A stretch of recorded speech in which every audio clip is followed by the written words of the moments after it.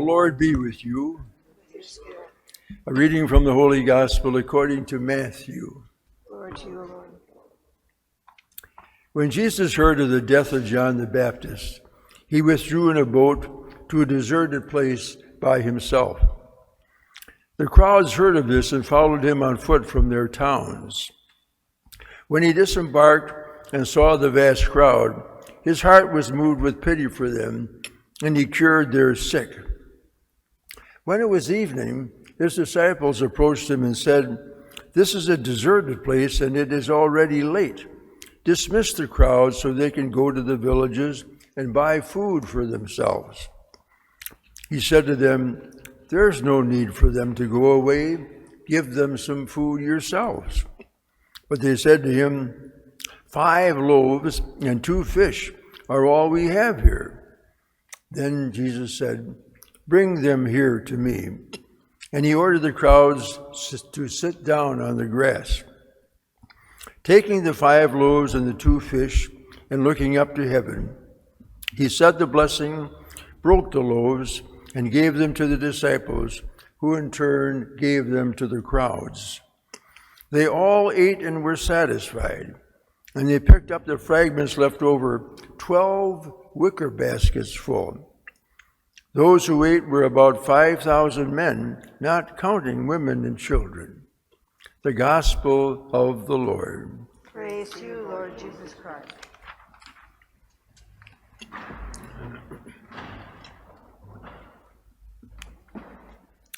One time, Mother Teresa brought a loaf of bread to a Christian family on the streets of Bombay or Mumbai.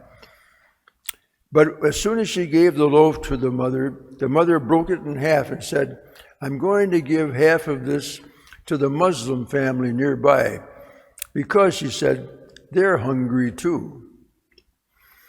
She understood, perhaps unwittingly, the real meaning of the story you heard in today's gospel.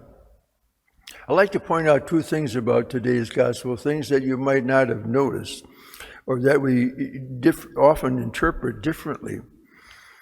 The first thing is the most noticeable one, and that is how the words and actions of Jesus sound so much like the Eucharist that we celebrate today. Notice the gospel says that Jesus took the 5 loaves and fish, looked up to heaven, said the blessing, broke the loaves, and gave them to the disciples. That sounds so much like the words of consecration that you will hear at the Mass today. And that's intentional on Matthew's part, because Matthew sees this distribution of the loaves and fishes to all those people as a foretaste of the Eucharist. That's what makes the story so important. The other thing to notice is the leftovers. Did you notice that the leftovers, the fragments, filled 12 wicker baskets? Where did the wicker baskets come from? That's important to notice.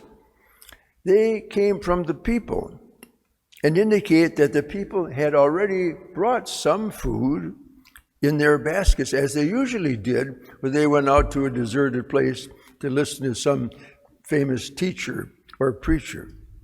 What this indicates, many scripture scholars tell us, those who make their living in studying the scripture, is that this may not have been so much a miracle of multiplying food, but almost as great a miracle of persuading others to share their food with one another. When the people saw Jesus share the loaves and fish, they began to share too.